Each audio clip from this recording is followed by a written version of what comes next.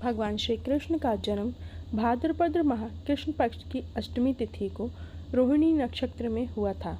इस साल जन्माष्टमी तिथि की शुरुआत 6 सितंबर को दोपहर 3:37 से शुरू होगी और 7 सितंबर को शाम 4:14 पर समाप्त होगी।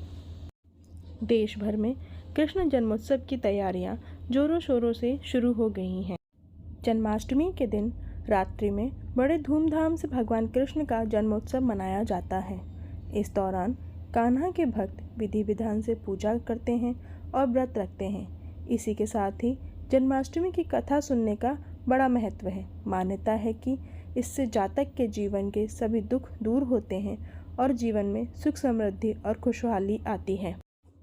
पौराणिक कथाओं के अनुसार भाद्रपद माह कृष्ण पक्ष की अष्टमी तिथि को भगवान कृष्ण ने माता देवकी की 8वीं संतान के रूप में जन्म लिया था। कृष्ण जी का जन्म मथुरा में कंस के कारागार में हुआ था। माता देवकी राजा कंस की बहन थी। कंस को सत्ता का लालच था। उसने अपने पिता राजा उग्रसेन की राजगद्दी छीनकर उन्हें जेल में बंद कर दिया था और स्वयं को मथुरा का राजा घोषित कर दिया था। राजा कंस अपनी बहन देवकी से बहुत प्रेम करते थे। उन्होंने अपनी बहन का विवाह वासुदेव से कराया था, लेकिन जब वह अपनी बहन देवकी को विदा कर रहे थे तभी एक आकाशवाणी हुई कि देवकी का 8वां पुत्र कंस की मौत का कारण बनेगा। यह सुनकर कंस डर गया। उसने तुरंत अपनी बहन और उनके पति वासुदेव को जेल में बंद कर दिया। उनके आसपास सैनिकों की कड़ी पहरेदारी लगा दी। कंस अपनी मौत के डर से देवकी और वासुदेव की 7 संतानों को मार चुका था। इसके बाद भाद्रपद माह कृष्ण पक्ष की अष्टमी तिथि को रोहिणी नक्षत्र अंधेरी रात में भगवान कृष्ण ने देवकी की 8वीं संतान के रूप में जन्म लिया। श्री कृष्ण के जन्म लेते ही कोठरी प्रकाशमय हो गई। आकाशवाणी हुई कि विष्णु जी ने कृष्ण जी के अवतार में देवकी के कोख में जन्म लिया है। उन्हें गोकुल में बाबा नंद के पास छोड़ आए और उनके घर एक कन्या जन्मी है। उसे मथुरा लाकर कंस को सौंप दें। आकाशवाणी सुनते ही वासुदेव के हाथों की हथकड़ी खुल गई। सभी पहरेदार सोने लगे। वासुदेव एक टोकरी में बाल गोपाल को रखकर गोकुल की ओर चल पड़े।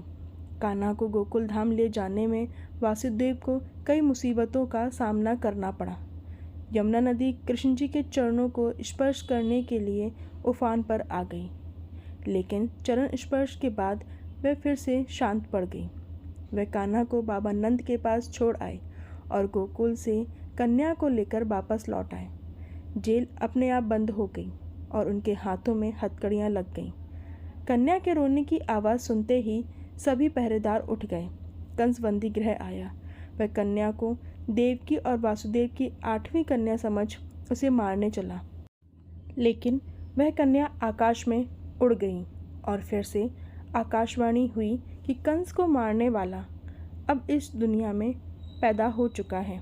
बाबा नंद और उनकी पत्नी माँ यशोदा ने कृष्ण जी का पालन पोषण किया। राजा कंस ने कृष्ण जी का पता लगाकर उन्हें मारने की बहुत कोशिश की, लेकिन कंस की सारी कोशिशें विफल हुईं और कृष्ण जी को नहीं मार सका। अंत में श्री कृष्ण ने कंस का वध किया।